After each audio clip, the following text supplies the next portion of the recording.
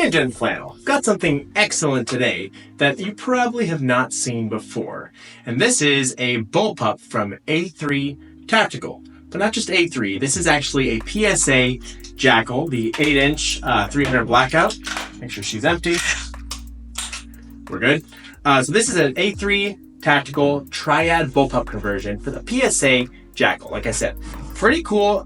This is a system that I've never seen before. I think it's the only one of its kind on the market at the moment.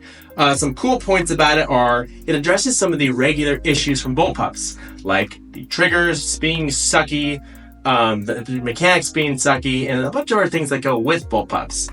And it's got the PSA Jackal, which you can go back and watch my full review of that for reference. So here we go. So going over a little basic overview. So we've got an 8-inch PSA Jackal.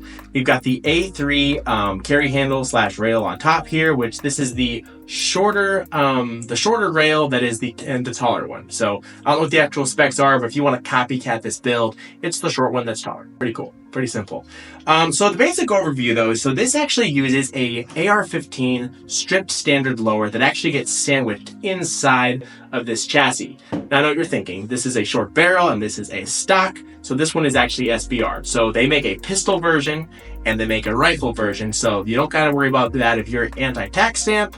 You can actually go that route. So you can go with the pistol form or the rifle form, and then you can do this for any of the Jackal barrels. So you can go all the way up to a 16-inch Jackal, get your better ballistics, and still have a short compact package. But I'm pretty sure this is the shortest way you can go. I think not counting the muzzle device, it's just a touch shorter than a P90, and it's 300 blackout, which, no offense to the 5.7 guys, but it's way cooler than P90.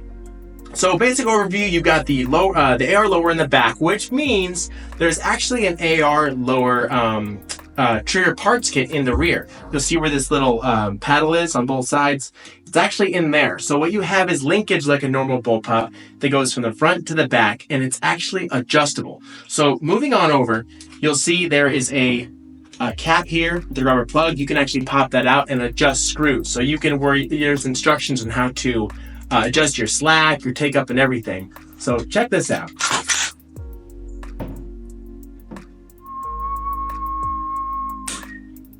In a Bullpup. And pretty sick. It's basically like a Geisley. Geisley's not gonna like that I'm saying that their triggers feel like a Bullpup trigger, but that just tells you how good this thing is. So aside from that, it obviously takes your regular M4 mags like the Jackal. On this side, your controls, I actually love this. The mag release is an enormous upside down bolt release from a regular AR. So when you're back, come on, pinky. There's your regular bolt release right here. Mag release. Just like that. So now you do kind of have to strip your mags. Well, you don't have to, but you might as well. When you come back for a mag change, here you go. You come back, you could hit this and let it fall, or you might as well strip it, throw it in your dump pouch, which you probably should be doing anyway. And then when you come back from your dump pouch, you come up with your new mag, right back to your button. Pretty sweet. So that's your basic overview and controls. Aside from that, you've also got an ambi mag release on the right-hand side as well as the safety. So moving on to the next section. A couple of important notes before we get started. First, check the description for a link for the Triad Bullpup conversion and the Jackal itself. They'll both be in there. And aside from that, make sure you look into Baker Marketing Firm. If you're another content creator or a business, they do really good work over there. If you notice that this video is higher quality than my older videos, that would be why. So check it out if you want to get have some content created through them. Last, check out the Ninja and Flannel website. Get on the email list. It's just guns and gear deals, nothing cringy or spammy, just stuff that I personally like this that I find that I think you guys will enjoy as well. So get on there, sign up, and back to the review. All right, so the first thing I want to highlight is the regular Bullpup aspect of the whole deal. So this is an 8-inch or 8.5, something like that, 300 blackout barrel, and I have another 8-inch barrel on a standard AR. So to put it in perspective, how much more compact this system is, these two rifles have the same exact length barrel, which is insane to think about. I mean, if you put a suppressor on the Bullpup, it's still a bit shorter than your standard rifle. So I know there's Bullpup haters and people don't like them and there's strange things about them, but you can't argue with that. This thing is way more compact. If you look at it, you can't even shoot a pistol in this closer quarters. To shoot a pistol properly, you're going to be all the way out here. So it's pretty sweet how compact you get. And that's just your basic Bullpup shenanigans. And if you don't know what a Bullpup already is, reference another video. I'm sure you know at this point if you're watching this. Now, talking about accuracy a little bit, most of this will be referenced back to my Jackal review, which was in the past. You can go check that out to get a more in-depth view of how that all went. But as far as it goes in this particular conversion, it seemed to get a lot better strictly on the fact that it's very comfortable to shoot and the trigger is fantastic. As mentioned before, this is the crispest Bullpup trigger on the market, and I can say that with pride. And I know it's a bold statement, but like, I've fired most of the Bullpups on the market, especially the higher end ones. Nothing comes close to this trigger. We'll show it again as we did in the beginning. Here's your pull. Feel good there. Like glass, breaking glass. Give our reset. It's like nothing. So accuracy wise, it piggybacks back to our Jackal video, but the trigger itself is fantastic and this just shoots super smooth, especially with a can on it as a little counterweight. For some reason, it shoots a lot more accurate with a suppressor. Not really my whole field thing getting into deep accuracy like that, but with the can on, it is a tack driver. It usually shoots around a 1-inch grouping at 100 yards. So accuracy, solid. So moving back into the controls a little bit, we touched on it at the beginning, but we'll go over it again just in case you forgot. And there's some stuff we didn't mention. So first off, you have an ambidextrous safety, both sides there, very nice. You've got a mag release, which is the regular button, and the enormous looking bolt release like from the air on this side, which I love. You have your actual bolt release, which is not ambi. That's the only thing on here that isn't.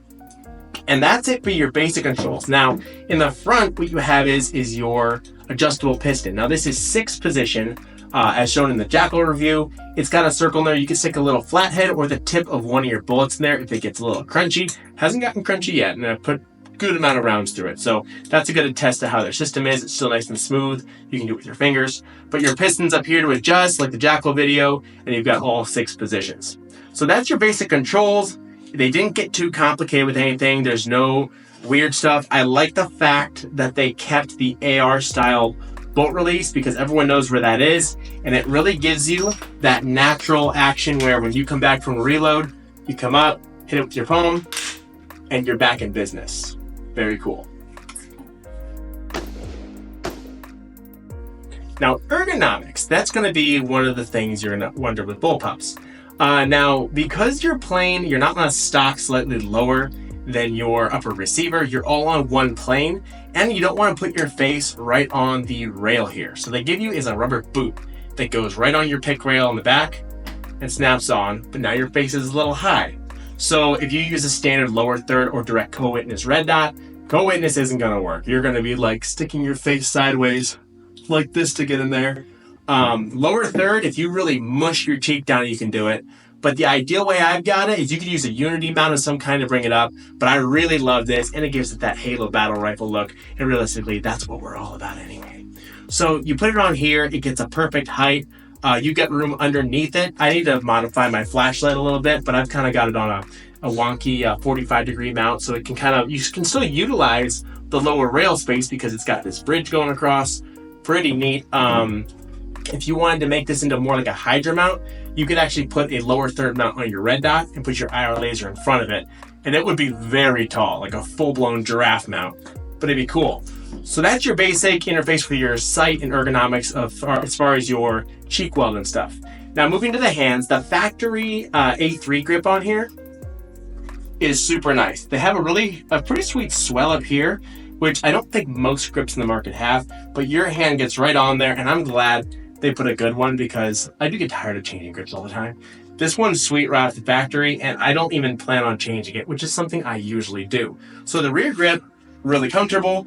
They give you different boots. You can actually make this whole system shorter if you wanted. I like this little longer reach. I got long noodle arms. So you can actually make this shorter if you wanted. I went with the long pad. It's got a good boot of rubber. Now, one thing about this boot of rubber, I wouldn't mind if they put some kind of structured plate. It is a little floppy, as you can see.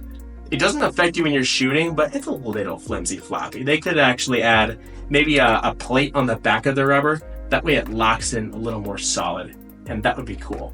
But as far as ergonomics, that's pretty cool. Now, here's the issue.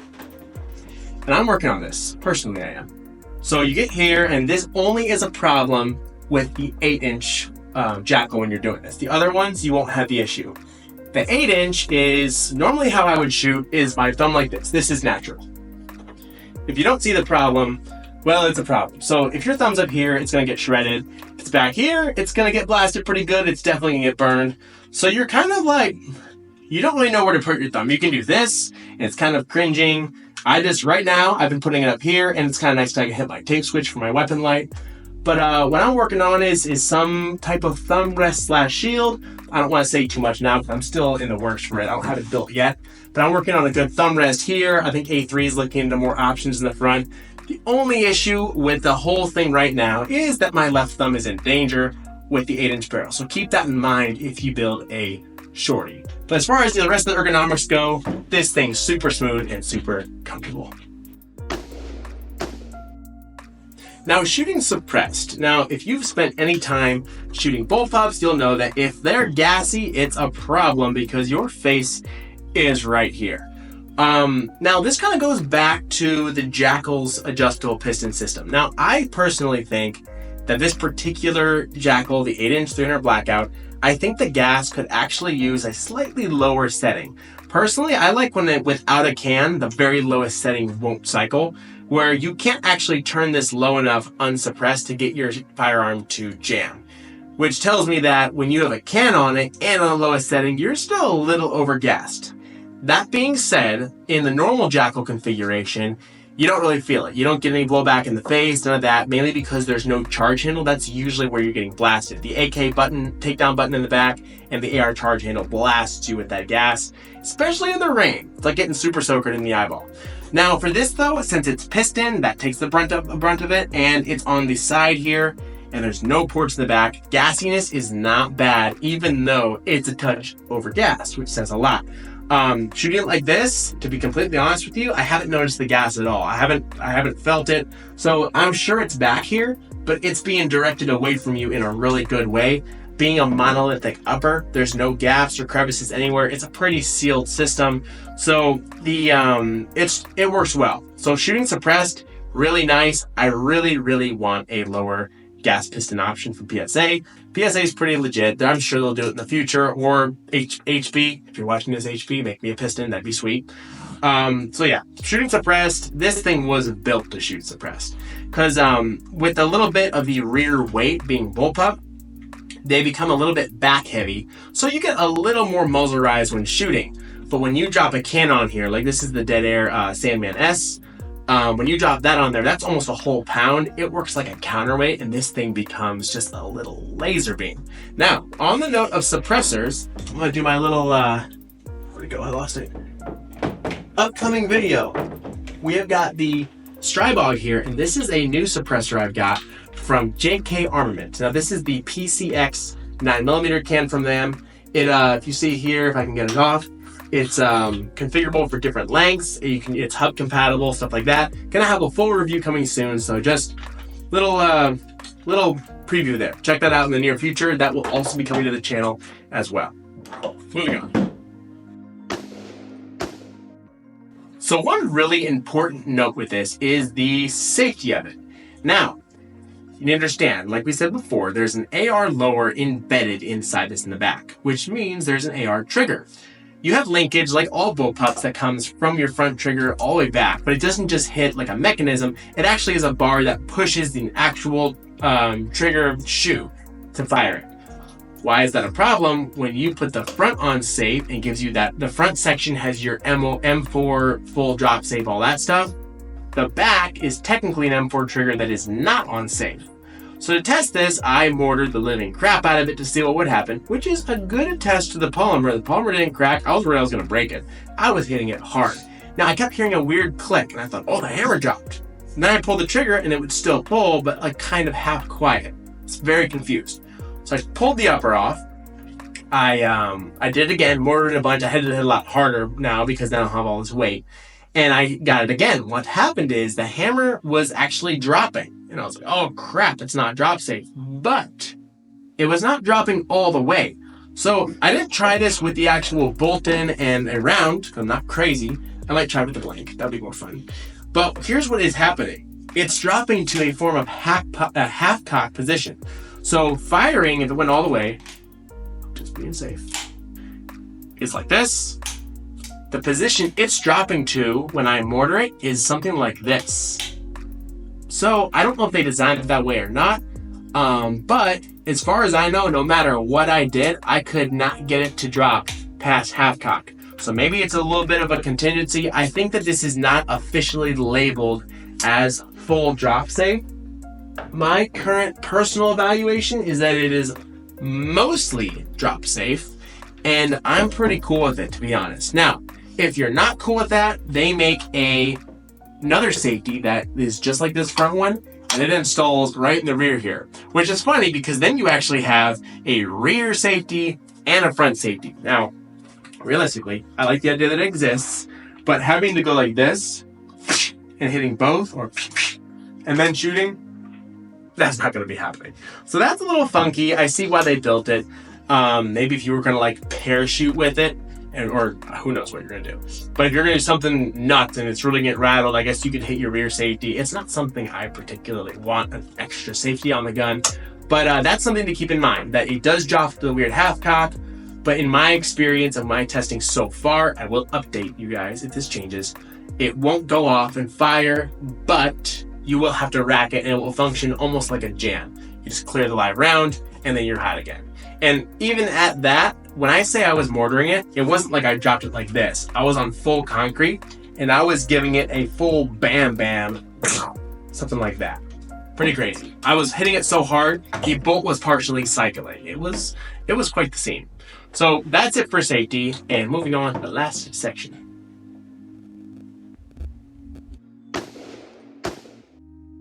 So all in all, the basic overview for everything in my assumption so far, and I shot a good amount with this now, is that it makes you an excellent compact package. It seems to be reliable. It seems to be very durable. The best trigger pull of basically any bullpup on the market. I'll make that bold statement.